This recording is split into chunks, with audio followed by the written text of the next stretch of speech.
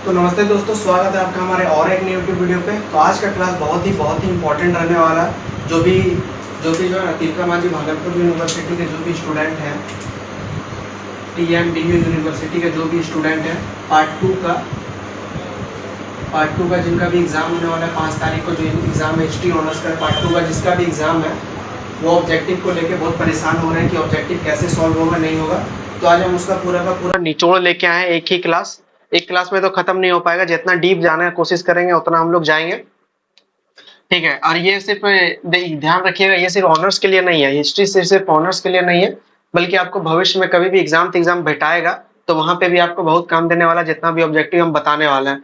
और अगर आप यहाँ से कर लेते हैं तो आपको ऑब्जेक्टिव जो है ना, ग्रेजुएशन में आपका 10 में से 8 एकदम आना सही तय है, ये बात, ठीक है। जो भी अभी हम बताएंगे, सिर्फ हम ऑब्जेक्टिव को डील नहीं कर देंगे, मतलब कि ऑब्जेक्टिव का सही आंसर सिर्फ नहीं बताएंगे, बल्कि उसके बारे में पूरा का पूरा बताएंगे। थोड़ा मोड़ा तो क्लिक करेगा ना, कहीं भी थोड़ा मोड़ा, अरे सब तो स्टूडेंट ही है ना, थोड़ा मोड़ा तो याद रहेगा ही, इसलिए उसके बारे में थोड़ा डिटेल से बताएंगे।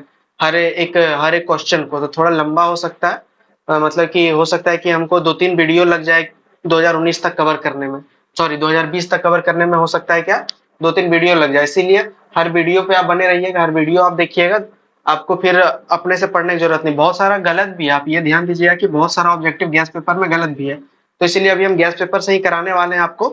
ऑब्जेक्टिव सब गैस पेपर से ही कराएंगे, ठीक है, लेकिन उसमें बहुत सारा गलत है, उसको सुधार करके हम आपको बताएंगे, सुधार करके उसका सही आंसर क्या है और उसका पीछे का रीजन क्या है। तो इसीलिए जो है ना, आप चैनल को सब्सक्राइब करके रखिए, सब्सक्राइब करके बेल आइकन जरूर दबा लीजिएगा, ताकि नेक्स्ट वीडियो जो भी मेरा आएगा वो आपको पता चल जाएगा, ऑब्जेक्टिव पूरा क्लियर हो जाएगा। 5 तारीख से जिनका भी एग्जाम है पेपर 3, हम अभी ऑब्जेक्टिव देखिए किसका करने वाला है, ऑब्जेक्टिव करने वाला है पेपर 3, हिस्ट्री ऑनर्स का पेपर 3 का ऑब्जेक्टिव, जो कि मिडावल इंडिया है।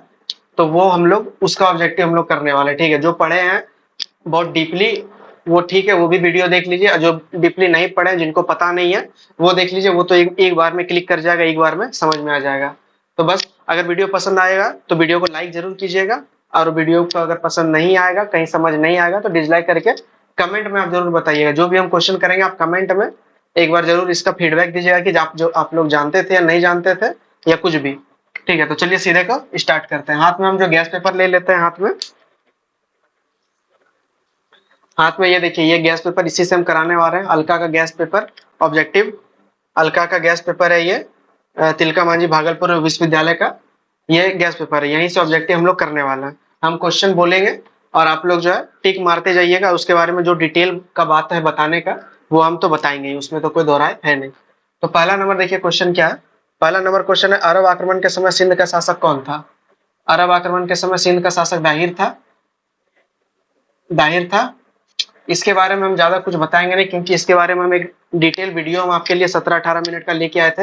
अरब आक्रमण के समय क्या हुआ था, नहीं हुआ था, दाहिर कैसे था, कि कैसे मार दिया, नहीं मार दिया, मोहम्मद बिन तुगलक कैसे आक्रमण किया, पहला अरब आक्रमण यही है। तो इसके बारे में हम लोग डिटेल से हम लोग चर्चा कर लिए थे, इसीलिए इस पर कोई बात नहीं होगा। ये हम लोग बात कर रहे हैं ईयर 2005 का बात कर रहे हैं हम लोग। स्टार्टिंग हम 2005 से चलेंगे, जो जो इम्पोर्टेंट रहेगा क्वेश्चन, जो कि संभावित है कि एग्जाम में आने वाला है, तो उस पर हम लोग ज्यादा फोकस कर देंगे। जैसे कि ये वाला भी आ सकता है, दाहिर इसका पहला का आंसर हो गया। सेकंड का आंसर देखिए 2005 का। अपना गैस पेपर खोल लीजिए और खोल के मिलाते जाइए, और जो जो हम बोलेंगे साइड में लिख लीजिएगा, उसके बारे में जो डिटेल वाला बात है। दूसरा नंबर क्वेश्चन है, पाल वंश के संस्थापक कौन है। तो पाल वंश के संस्थापक देखिए कौन है, पाल वंश के संस्थापक गोपाल। आपको चारों चारों जो है ना, पढ़ने का जरूरत नहीं है, धर्मपाल, गोपाल, रामपाल नहीं पढ़ने की जरूरत है, जहां जहां बताने का जरूरत है वहां बताएंगे। देखिए, पाल वंश के संस्थापक गोपाल, ठीक है। ये बात कब का हो रहा है, ये बात हो रहा है 750 एडी के आसपास का बात हो रहा है। 750 एडी में गोपाल को बनाया जाता है। धर्मपाल धर्मपाल का एक अभिलेख मिलता है, धर्मपाल का अभिलेख से पता चलता है कि गोपाल जो है पाल वंश का असली संस्थापक, धर्मपाल के अभिलेख से पता चलता है कि उससे पहले गोपाल आया था। इससे पाल वंश का सबसे प्रतापी शासक में से एक था धर्मपाल, ठीक है। सबसे प्रतापी शासक पाल वंश का धर्मपाल। और गोपाल वाले लोग जो थे, मतलब पाल वंश के लोग जो है, वो बुद्ध धर्म को मानते थे, बौद्ध धर्म, बुद्ध नहीं, बौद्ध धर्म। मतलब कि पाल वंश के जितने भी राजा थे, तो बौद्ध धर्म के बहुत बड़े अनुयायी थे। बौद्ध धर्म के लिए, मतलब कि बौद्धिस्ट के लिए बहुत कुछ करना चाहते थे, जिस धर्मपाल जो किया भी था। धर्मपाल बहुत कुछ बौद्ध धर्म के लिए किया था। धर्मपाल भागलपुर के बगल में जो विक्रमशिला है, विक्रमशिला को धर्मपाल ही बसाया है। विक्रमशिला को धर्मपाल ही बनाया, विक्रमशिला को। नालंदा में भी काम किया धर्मपाल, नालंदा में भी काम किया। तो पाल वंश के संस्थापक कौन हो गए? गोपाल हो गए। किस वंश से ताल्लुक रखते हैं ये लोग? बौद्ध धर्म से ताल्लुक रखता है। सबसे प्रतापी शासक कौन है? धर्मपाल है। क्या किया था? विक्रमशिला का नींव डाला था, स्थापना किया था। तो ये सेकंड नंबर का आंसर हो गया, पाल वंश के संस्थापक गोपाल। चलिए अब नेक्स्ट क्वेश्चन है, तारिक अल हिंद के लेखक कौन है? तारिक अल हिंद, तारिक अल हिंद। देखिए तारिक अल हिंद, और आपको कहीं कहीं मिल जाएगा किताब उल हिंद, किताब उल हिंद, किताब उल हिंद। ये दोनों का मतलब एक ही होता है, ठीक है। तारिक अल हिंद, किताब उल हिंद, दोनों एक ही मतलब है। किसके द्वारा लिखा गया? ये लिखा गया अल बरूनी के द्वारा।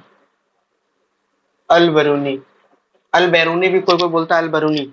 अल बरूनी के द्वारा लिखा गया तारिक अल हिंद या किताब उल हिंद, दोनों एक ही नाम है। ऑब्जेक्टिव में आपको मान लीजिए ग्रेजुएशन का ऑब्जेक्टिव में तारिक अल हिंद दे दिया, लेकिन आगे चल के कोई भी एग्जाम आप अगर देते हैं तो मान लीजिए वहां किताब उल हिंद दे दिया, तो कंफ्यूज हो जाइएगा।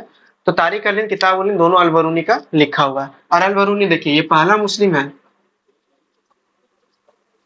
पहला मुस्लिम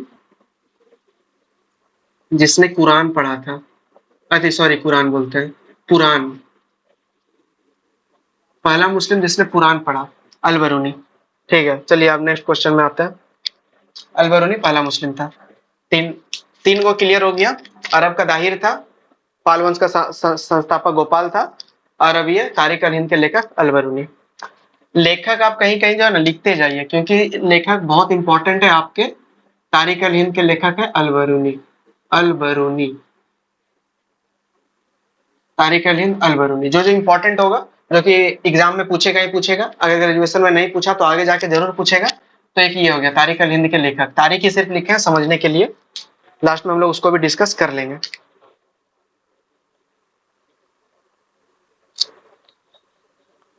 ठीक है, चलिए अब नेक्स्ट क्वेश्चन पे आते हैं। सब अपना अपना गैस पेपर खोल के रखिए, गैस पेपर में टिक लगाते जाइए फटाफट फटाफट। जो जो बोलते हैं गैस पेपर में टिक लगाते जाइए, सही रहेगा आपके लिए। चौथा नंबर क्वेश्चन देखिए क्या है। चौथा नंबर क्वेश्चन है, चौथा का मतलब हो गया डी। डी का क्वेश्चन है, तराइन का द्वितीय लड़ाई कब हुआ? तराइन का द्वितीय लड़ाई कब हुआ? तो इसके बारे में मोहम्मद गौरी जब हम पढ़ा रहे थे, तो मोहम्मद गौरी के टाइम में हम आपको बहुत डिटेल से तराइन का फर्स्ट बैटल, सेकंड बैटल दोनों समझाए हुए थे। जिसने भी वो वीडियो नहीं देखा है, तो अभी हम जो जो जिस जिस वीडियो का नाम बताएंगे उसको आपको डिस्क्रिप्शन में भी मिल जाएगा लिंक, और आपको आई बटन में भी लिंक मिल जाएगा। ठीक है, तो तराइन का द्वितीय बैटल कब हुआ? 1192 में हुआ, सब जानते ही होंगे। और पहला हुआ था 1191 में, पृथ्वीराज चौहान और मोहम्मद गौरी के बीच में। पहला वाला में पृथ्वीराज चौहान जीत जाता है, दूसरा वाला में हार जाता है, मर जाता है। चलिए ये तो बता दिया डिटेल से, उतना डिटेल नहीं जाएंगे हम लोग। उसके बाद श्रेणी शब्द किससे संबंधित है? श्रेणी शब्द, तो देखिए श्रेणी शब्द से संबंधित है व्यापारियों से, व्यापारियों से। श्रेणी शब्द व्यापारियों से संबंधित है। और ये किस टाइम का बात हो रहा है? ये बात हो रहा है अलाउद्दीन खिलजी के टाइम का। अलाउद्दीन खिलजी के टाइम में व्यापारियों के संघ को, व्यापारियों के समूह को श्रेणी कहा जाता था। ठीक है, श्रेणी आप याद रखिए, क्यों? क्योंकि अलाउद्दीन खिलजी, आपको जब हम अलाउद्दीन खिलजी पढ़ा रहे थे, वो भी आपको वीडियो के डिस्क्रिप्शन में आई बटन में लिंक मिल जाएगा। अलाउद्दीन खिलजी जब हम पढ़ा रहे थे, तब हमको बताए थे कि अलाउद्दीन खिलजी का बाजार नियंत्रण प्रणाली हम जब पढ़ा रहे थे, तो बोले थे व्यापारियों का बहुत बड़ा समूह होता था, व्यापारियों का संघ होता था, जिसको कि श्रेणी कहा जाता था। और ये व्यापारी लोग के लिए जो नियमित कर दिया था, कर को नियमित कर दिया था। फिर वो सब मतलब कि आटा चावल सबका दाम नियमित करके, मतलब नियत करके चिपका दिया था व्यापारियों के लिए, कि तुम इससे ज्यादा दाम में नहीं बेच सकता। तो श्रेणी सब किससे संबंधित हो गया? व्यापारियों के संघ से हो गया। एफ नंबर, गुलाम वंश का वास्तविक संस्थापक कौन है? अब देखिए गुलाम वंश का एक तो होता है संस्थापक और एक होता है वास्तविक संस्थापक। तो दोनों में अंतर क्या होता है? संस्थापक का मतलब ये होता है कि उस वंश को कौन स्टार्ट किया, कौन स्टार्ट किया, संस्थापक मतलब होता है। और वास्तविक, वास्तविक संस्थापक का मतलब होता है, अरे यार, वास्तविक, वास्तविक संस्थापक का मतलब होता है कि उस राजवंश में, उस वंश में कौन वैसा शासक था, संस्थापक के बाद कौन वैसा शासक था जो कि अपना साम्राज्य विस्तार किया, अपना ऐसा ऐसा नीति रख दिया जो कि जनता के लिए प्रभावित रहे, बहुत अच्छा कारगर सिद्ध हुआ, जो साम्राज्यवादी रहा, तो उसको बोलता है वास्तविक संस्थापक। मतलब संस्थापक यही रहा संस्थापक को इसको ही बोलेंगे, लेकिन अगर पूछ ले वास्तविक संस्थापक who is the real founder, तब वहां आंसर चेंज हो जाता है। ये सिर्फ ना केवल गुलाम वंश में चेंज होगा, बल्कि और भी बहुत जगह में चेंज हो जाएगा। तो वास्तविक संस्थापक इसका कौन हो गया? वास्तविक संस्थापक हो गया इल्तुतमिश। इल्तुतमिश। और इसका संस्थापक कौन है? वो है कुतुबुद्दीन ऐबक। ठीक है, इस तरह से रिलेटेड बहुत सारा क्वेश्चन आपको मिलेगा। वास्तविक संस्थापक कौन है, संप्रभु शासक कौन है, तो वो देखिएगा। अगर संस्थापक के अलावा और कुछ एक्स्ट्रा पूछा होगा तो इसका मतलब वो इल्तुतमिश के बारे में जिक्र कर रहा है। इल्तुतमिश का टाइम पीरियड हम आपको बताए थे 1210 से 36 तक है। 36 के बाद रजिया सुल्तान आ जाती है। और कुतुबुद्दीन ऐबक ही है जो कि दिल्ली वंश का स्थापना रखता है। 6 से लेकर 10 तक ये रहता है कुतुबुद्दीन ऐबक। ठीक है, ये रहता है। उसके बाद इल्तुतमिश आता है। तो एफ नंबर का आंसर क्या हो जाएगा? एफ नंबर का आंसर हो जाएगा इल्तुतमिश। इल्तुतमिश। ठीक है, एफ नंबर का इल्तुतमिश। फिर है जी नंबर। जी नंबर है दिल्ली से दौलताबाद किसने राजधानी परिवर्तित किया? ये तो बहुत ही आसान आंसर है। इसका आंसर है मोहम्मद बिन तुगलक। दिल्ली से दौलताबाद। जब हम मोहम्मद बिन तुगलक बहुत ही लंबा लेक्चर दिए थे मोहम्मद बिन तुगलक पे 45-40 मिनट का, तब हम मोहम्मद बिन तुगलक का सारा डिटेल जितना निचोड़ होता है हम सब बता दिए थे वही वीडियो में। ठीक है, दिल्ली से दौलताबाद वो क्यों किया, असफल क्यों हो गया, वो क्यों करना चाहता था, ये सब कुछ हम वहीं पे बताए हुए थे। तो इसका सही आंसर क्या हो गया? मोहम्मद बिन तुगलक दिल्ली से दौलताबाद लाया था। एच नंबर में तैमूर ने भारत पर आक्रमण किया। तैमूर ने भारत पर कब आक्रमण किया? तो इसका सही आंसर है 1398। कौन? तैमूर। तैमूर। अब देखिए तैमूर है कौन? जो जो मतलब कि बताने लायक है वो आपको बता दे रहे हैं, ताकि पीछे का बैकग्राउंड आपको पता रहे और आपको अच्छे से याद रहे कि हाँ ये होता है, चलो मार देते हैं। ऐसा नहीं कि तुक्का में मार देते, नहीं, पीछे का बैकग्राउंड रटने की कोई जरूरत नहीं है। आप रट के नहीं एग्जाम क्लियर कर सकते हैं। ग्रेजुएशन का बात नहीं कर रहे हैं, आगे का बात कर रहे हैं। रट के एग्जाम नहीं क्लियर होगा तो उसके पीछे का तो कुछ जानिएगा तो ही क्लियर हो पाएगा। तैमूर। हाँ, तो तैमूर लंग देखिए, ये देखिए मंगोल था, मंगोल आक्रमणकारी था। मंगोल। चगतई तुर्क का ये प्रमुख था। चगतई तुर्क का। चगतई तुर्क प्रमुख। एक दिन इसका मन किया कि चलो ऐसा करते हैं कि भारत चलते हैं। 1398 में ही आ गया था ऐसा एक दिन मन किया इसको। तैमूर लंग मन किया कि चलो भारत चलते हैं, आक्रमण करते हैं, देखेंगे बहुत संपत्ति वंपत्ति है सुने, और वहां पे कोई अभी अच्छा शासन कर नहीं रहा, कमजोर शासन है। तो तभी किसका शासन था? देखिए आप अंदाजा लगाइए किसका शासन होगा। 1398 का बात हो रहा है। जब हम आपको अलाउद्दीन खिलजी बताए थे तो अलाउद्दीन खिलजी का टाइम पीरियड जो है 1316 में खत्म हो गया था। 1316 में खत्म हो गया था, तो वहीं से स्टार्ट होता है तुगलक वंश, स्टार्ट वहीं से हो जाता है। तो 1316 से लेकर 1414 तक तुगलक वंश का रहता है। ठीक है, तुगलक 1316 से 1414, या फिर कहा कहीं कहीं ये पे 1314, 15, 16, यहाँ पे कुछ भी आपको वेरी करता हुआ दिख जाएगा। तो ये वाला देखिए तुगलक वंश दिल्ली सल्तनत में सबसे लंबा शासन पीरियड अगर पूछा जाए आपसे कि दिल्ली सल्तनत बताओ वो कौन सा शासन था, मतलब कि किस वंश का शासन था जिसका सबसे लंबा शासन काल रहा है, तो वो तुगलक वंश का संस्था तुगलक वंश का रहा है। देखिए 1316 से 1414 लगभग 100 सालों का इन लोग का रहा है। पहले हम लोग देखे कुतुबुद्दीन गुलाम वंश 6 से 90, 1206 से 90, ज्यादा रहा नहीं। उसके बाद खिलजी, खिलजी तो बहुत कम, सैयद भी कम, उसके बाद लोधी भी कम, तो सबसे लंबा ये 100। टोटल मिला के 1206 से लेके 1526 तक, इतना दूर तक दिल्ली सल्तनत चलता है 1206 से लेके 1526 तक। आप देख लिए मोटा मोटी हो गया 300 साल, 300 साढ़े 300 साल, साढ़े 300 तो नहीं कह सकते हैं, लगभग 300 ही समझते, मोटा मोटी 300 साल। 100 साल ये अकेले तुगलक शासन किया। ठीक है, अब बाकी बचा 200 में, बाकी बच्चा बुतुल सब बाकी में शासन किया। तो तुगलक वंश, हाँ, तो तैमूर लंग के समय किसका शासन चल रहा था? तुगलक वंश का संस्था, तुगलक वंश का शासन चल रहा था। और नासरुद्दीन महमूद, नासरुद्दीन मोहम्मद, इसका शासनकाल कब से कब तक रहता? इसका शासनकाल रहता 1320 से 98, 1390 से 98। नसरुद्दीन मोहम्मद, ये तुगलक वंश का ही एक राजा था। ये इसी के शासनकाल में तैमूर लंग का आक्रमण होता है 1390-98। देखिए ये 98 आ गया। तो ये सीधे सीधे क्वेश्चन में ये भी आपको मिल सकता है कि तैमूर लंग के समय तैमूर जब भारत पे आक्रमण कर रहा था तो भारत का राजा कौन था, मतलब कि भारत का सुल्तान कौन था? तो कौन था? नसरुद्दीन मोहम्मद था। किसका वंश चल रहा था? तभी चल रहा था तुगलक वंश का, तभी चल रहा था। तो तभी ये तैमूर लंग, क्योंकि बहुत इंपॉर्टेंट ये बंदा है तैमूर लंग, मंगोल कार्य में सबसे ताकतवर बोल सकते हैं एक तरह का, इसी को माना गया तैमूर लंग का। तैमूर लंका।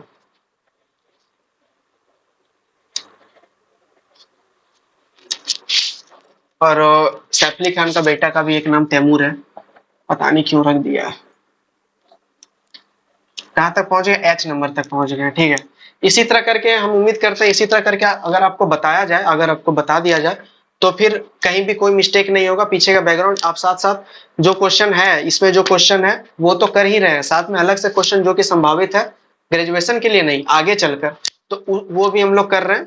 वो भी समझ में आ जाएगा, वो भी दिमाग में आ जाएगा आप लोग का, कहीं भी कोई दिक्कत नहीं होगा। आप लोग बस चैनल को, अरे इधर मिटा खा रहे हैं, हाँ इसको तो मिटाना है, तारीख अल हिंद वो वाला रहने देते हैं। आप लोग बस जो है चैनल को सब्सक्राइब करके और अपने दोस्तों के साथ शेयर कर दीजिए कि इस तरह ये वाला जो है ना हम लाइव करने वाले थे, ये वाला हम लाइव स्टार्ट करने वाले थे, ताकि आप लोग का आंसर भी हमको मिल सके कि आप लोग क्या क्या जानते हैं, नहीं जानते, आंसर भी मिल सके। लेकिन लाइव हो नहीं पाया, लाइव कर नहीं पाए, क्योंकि लाइव का मेरे पास उस तरह का सुविधा नहीं है, तो इसीलिए हम कर नहीं पाए, इसीलिए रिकॉर्ड करके ही कर रहे हैं। लेकिन हाँ, बिना स्किप के स्टार्ट से एकदम एंड तक आप लोग देखिए, जो भी आप लोग बने हुए हैं, स्टार्ट से एंड तक कितना देर का वीडियो होगा हमको नहीं पता, बस स्टार्टिंग से एंड तक देखिए। आपको जहां तक बताएंगे, जहां तक आज होगा, वहां तक एक भी मन में डाउट नहीं रहेगा, एक भी क्वेश्चन नहीं रहेगा। आप बस देखिएगा, एग्जाम हॉल में देखिएगा, आपको समझ में आ जाएगा कि आंसर क्या होगा इसका। तो चलिए कहां तक देख लिया? एच तक। आई देखिए, आई युद्ध की विजय से संबंधित कर था। अच्छा, तो इसको जानने से पहले जो है ना हम लोग जान लेते हैं, ये चारों जो ऑप्शन में दिया हुआ है ना सब जान लेते हैं इसका, क्योंकि ये बहुत इंपॉर्टेंट है आगे जाके। तो खिराज, जकात, जजिया, जजिया और एगो क्या है, खम्स है। तो ये चार कर क्या है? बहुत सारे कंफ्यूज हो रहे होंगे ये चार में कि अभी तो सबको जानते होंगे, और गैस पेपर में इसका आंसर गलत दिया हुआ है खिराज। हम बता देते हैं इसका आंसर गलत है खिराज। जो भी डीपली मतलब कि जो भी मतलब कि अच्छा से जानते होंगे तब इसका जानते होंगे कि इसका आंसर खम्स होगा। वैसे हम चारों के बारे में बता रहे हैं। देखिए खिराज कर क्या था, इससे ये था गैर मुस्लिमों से लिया जाने वाला कर, गैर मुस्लिम से लिया जाने वाला कर, और ये भूमि कर था, भूमि कर था। और ये एक बटा 10 से लेके 1/2, ठीक है, ये 1/2 से लेके 1/10 तक लिया जाता था। मतलब कि गैर मुस्लिम जो अच्छा पैदावार जो जो करते थे, कोई कोई होते हैं ना बहुत बहुत बड़े किसान के मालिक, मतलब कि जमीन के मालिक होते हैं, वो जब करते हैं तो वो सब के लिए ये वाला खिराज का कर का खिराज कर था। भूमि कर एक प्रकार का ये था। ये युद्ध से जीता हुआ कर, ये कर नहीं था, ये युद्ध में जीता हुआ। जिस तरह की हम लोग गैस पेपर में, मतलब कि ये वाला गैस पेपर में जिस तरह दिया हुआ, ये वाला नहीं था। अब देखिए जकात क्या था। जकात था मुस्लिम के लिए। कैसा मुस्लिम? अमीर मुस्लिम, मुस्लिम भी अमीर, ठीक है, अमीर मुस्लिम से लिया जाने वाला कर को जकात कहा जाता था। ये क्या था कि शेष राशि, किसका शेष अभी हम बताते हैं, पहले लिख देते हैं थोड़ा सा। शेष राशि का 2.5%, शेष राशि 2.5%। देखिए जकात क्या था, जकात था मुस्लिम से लिया जाता था, मुस्लिम अमीर मुस्लिम जो कि सुखी संपत्ति मुस्लिम है, उससे ये कर लिया जाता है। और ये जो है जितना भी कमाता है, मतलब कि जो मुस्लिम अमीर है वो जितना कमाए और फिर उसका जितना बच गया, एक सेकंड,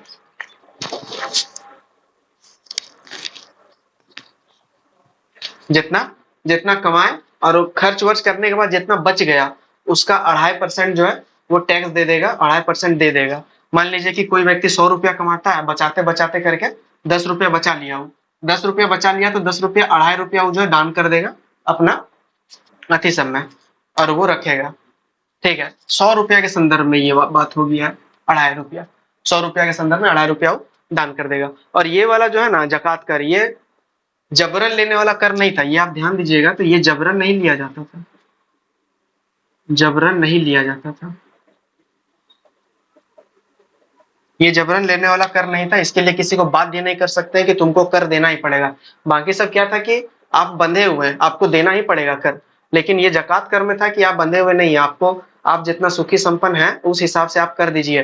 कुरान कहता है, कुरान कहता है कि सभी अमीर मुस्लिमों को ये कर देना ही चाहिए। कुरान का ये कहना है सभी मुस्लिमों को ये कर देना चाहिए। तो इसीलिए इसके ऊपर कोई पाबंदी नहीं है, वो सब अपने इच्छा से देते हैं। मुस्लिम जाति का वो बोला था। जजिया कर देखिए क्या है, जजिया कर मान लीजिए गैर मुस्लिम कह लीजिए या हिंदू कह लीजिए, बात एक ही है। गैर मुस्लिम सुटेबल वर्ड है, क्योंकि और जो जातियां रहेंगे वो सबके लिए गड़बड़ हो जाएगा। गैर मुस्लिम ही सुटेबल वर्ड है। गैर मुस्लिम से लिया जाता था, गैर मुस्लिम से लिया जाता था, लेकिन इसमें इसमें बच्चे, बूढ़े, स्त्री और ब्राह्मण, इन सबसे कर नहीं लिया जाता था। जजिया कर हो गया कि मतलब कि आम सुख संपत्ति जीवन व्यतीत करने के लिए बोला जाता था, तुम सुल्तान को कर दो, बदले में हम तुमको प्रोटेक्शन देंगे। ये था जजिया कर। बच्चे, बूढ़े, स्त्री, ब्राह्मण, ये सबको छोड़ दिया जाता था, क्योंकि सबको ऑटोमेटिक संरक्षण प्राप्त था सुल्तान का। लेकिन ब्राह्मण के टाइम में क्या हुआ, मतलब कि ब्राह्मण से रिलेटेड क्या हुआ, जब फिरोज शाह तुगलक गद्दी पे आया, मतलब सुल्तान बना जब फिरोज शाह तुगलक, इसने क्या किया, जजिया कर ब्राह्मणों पर भी लगा दिया। तो एक क्वेश्चन बनता है कि ब्राह्मणों पर जजिया कर लगाने वाला सुल्तान कौन है, तो वो है फिरोज शाह तुगलक। वो जजिया कर लगा दिया था ब्राह्मण पर भी। आप देखिए खम्स क्या है, जो कि हम लोग का रियल आंसर है इसका। इसका आंसर जो है खम्स था, युद्ध में जीता गया, युद्ध में जीता गया माल पर, युद्ध में जीता गया माल पर कर। मतलब कि युद्ध, राजा तो युद्ध करने के लिए नहीं जाता था, सब राजा नहीं जाता था, तो जो सेनापति रहता था वो कुछ कुछ लूट के लाता था। तो वही लूट में से 1/5 भाग रख लेता था, मतलब कि राजकोष में चला जाता था 1/5 भाग, और 4/5 भाग जो है सैनिकों में रह जाता था। ठीक है, राजकोष में। तो वो ये जो 1/5 लिया राजकोष, यही हो गया खम्सकर। युद्ध में जीता गया, जो कि क्वेश्चन है, क्या है क्वेश्चन, युद्ध के विजय से संबंधित कर क्या था, तो युद्ध से विजय से संबंधित कर था खम्सकर था। बाकी सब तो युद्ध से रिलेटेड ही नहीं है। हम बताएं आपको, डिटेल से समझ में आ गया होगा कि क्या हुआ है नहीं है। अब तो कहीं गलती नहीं हुआ होगा, इसका सही आंसर है खम्स, खिराज नहीं है। ठीक है, चलिए अब आगे बढ़ते हैं। इसीलिए हम बोल रहे हैं कि हमको थोड़ा लेट लग जाएगा 2020 तक पहुंचने में। 3 वीडियो, कम से कम 3 वीडियो बनेगा। 3 वीडियो में आपको बार बार जो है स्टोरी भूल जाता है। 3 वीडियो में आपका मतलब कि पूरा का पूरा खत्म हो जाएगा। 5 तारीख से पहले, 5 तारीख आपको एग्जाम देने से पहले हम सारा का सारा ऑब्जेक्टिव आपके माइंड में सेट करवा देंगे। आप बस एक बार बस देख लीजिए, और अगर आप चाहें तो गेस पेपर पढ़ सकते हैं, कि आप देख लीजिएगा कि कितना बन रहा है कितना नहीं बन रहा है, और उसके बैकग्राउंड का क्या हमको याद है नहीं है, ये आप जरूर कीजिएगा। ये नहीं कि बस देख लिए तो आप चले गए एग्जाम देने, अब वहां जाके कंफ्यूज हो रहे हैं, कंफ्यूज होके मार दिए कुछ और, फिर आके कमेंट कर रहे हैं कि सर हम तो जो है आपका वीडियो देखे थे, हुआ ही नहीं। ऐसा नहीं होता। खुद मेहनत जो खुद पे करेगा, खुद से किया गया मेहनत सबसे बेहतरीन मेहनत होता है। दूसरे पे भरोसा नहीं करना चाहिए, खुद से करना चाहिए जो भी है। हम क्या है कि हमसे बता रहे हैं आपको, अगर आपको और इच्छा है पढ़ने का तो इसके बारे में और डिटेल से पढ़ सकते हैं, जिसको कि सदा के लिए आपको याद हो जाएगा। वैसे तो हम ट्राई कर रहे हैं कि सदा के लिए हमेशा याद रहे, लेकिन कोई कोई स्टूडेंट ज्यादा दिमाग से सोचते नहीं है, ज्यादा ध्यान से देखते नहीं है, तो उनको समझ में नहीं आता, कुछ दिन बाद भूल जाते हैं। लेकिन हम ट्राई कर रहे हैं कि आप ना भूलें। आपको ना केवल ग्रेजुएशन, हम तो ये मोटो लेके चल रहे हैं कि केवल ग्रेजुएशन के लिए नहीं, बल्कि आगे कहीं भी कभी भी इस टाइप से रिलेटेड कोई भी क्वेश्चन आएगा कहीं से भी, तो आप उसको दे सकते हैं, उसका पूरा का पूरा पता रहेगा बिना कंफ्यूजन किए। दे तो आप फिर भी सकते हैं, लेकिन क्या होगा कि 70, ये 30% और 70% का जो लफड़ा है ना, बहुत खराब है। या फिर बोल सकते हैं 40 और 60 का, मतलब कि 40% लग रहा है कि ऑप्शन ए होगा, 60% लग रहा है ऑप्शन बी होगा, और जान रहे हैं दोनों को, दोनों के बारे में पढ़े हैं। लास्ट में क्या करते हैं हम लोग, लास्ट में करते हैं क्या कि दो मार देते हैं, 60 मार देते हैं, लेकिन कभी कभी 40 निकल जाता है, और कभी कभी 60 मार देते हैं, मतलब कभी कभी 40 मार देते हैं, तब पता चलता है अच्छा 60 निकलेगा। तो ये बहुत कंफ्यूजन है, लेकिन हम जो बता रहे हैं उसका कंफ्यूजन नहीं होगा। 40, 60, 30, 70, ये सब का लफड़ा खत्म, सीधा 100%। जो भी ऑप्शन ए है तो ए 100%, ऑप्शन बी है तो 100%, यही होगा, और कुछ हो ही नहीं सकता। तो बस उस भाव से पढ़ेंगे हम लोग, उस भाव से पढ़ेंगे तब ये कुछ हो पाएगा। उद्देश्य खाली ग्रेजुएशन पूरा करना तो नहीं है ना, उद्देश्य तो थोड़ा आगे जाना। ग्रेजुएशन पूरा करके क्या ही कर लीजिएगा, अगर कुछ करना ही नहीं है तो फालतू ग्रेजुएशन कर रहे हैं आगे। हाँ, तो हम लोग कहाँ पे थे, हम लोग आई नंबर तक पहुंच गए थे। ठीक है, युद्ध के विजय से संबंधित कर कौन सा था, यहाँ तक कर लिया था। अभी क्या हुआ ना कि बीच में लाइट कट गया, लाइट कट गया तो वीडियो वीडियो बंद करना पड़ा, और फिर दिक्कत क्या होता है कि फ्लो टूट जाता है तो फिर मजा नहीं आता है। अभी मस्त फ्लो में थे अपन लोग। तो आई नंबर देखिए, आई नंबर क्वेश्चन क्या है, कुतुब मीनार का निर्माण किसने पूरा किया। कुतुब मीनार, कुतुब मीनार का तो बहुत ही पुराना हिस्ट्री रहा। कुतुब मीनार का बहुत लंबा समय तक हिस्ट्री रहा। ठीक है, अब जो है हिस्ट्री बदलने का प्रयास किया जा रहा है। हिस्ट्री को बहुत कुछ बदला बदला भी जा चुका है, और कुतुब मीनार के ऊपर अब सबको अड़ गया है। कुतुब मीनार के ऊपर बोल रहा है ये कुतुब मीनार है या विष्णु स्तंभ है, इसको अब क्या बोला जा रहा है ना कि ये बोल रहा है कुतुब मीनार है ही नहीं। मीनार में हर्षित रह गई।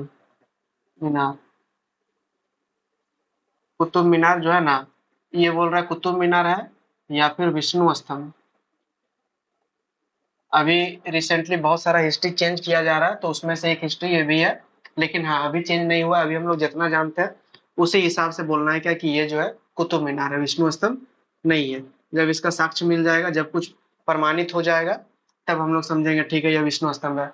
ये तो कुतुबुद्दीन ऐबक द्वारा करवाया गया था, और अभी नया इतिहास लिखा जा रहा है जिसमें कि ये विक्रमादित्य मतलब कि चंद्रगुप्त द्वितीय।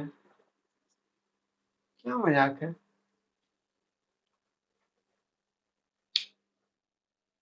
फिर से लाइट कट गया। अब हम लोग आगे का जो है ना बनाते हैं।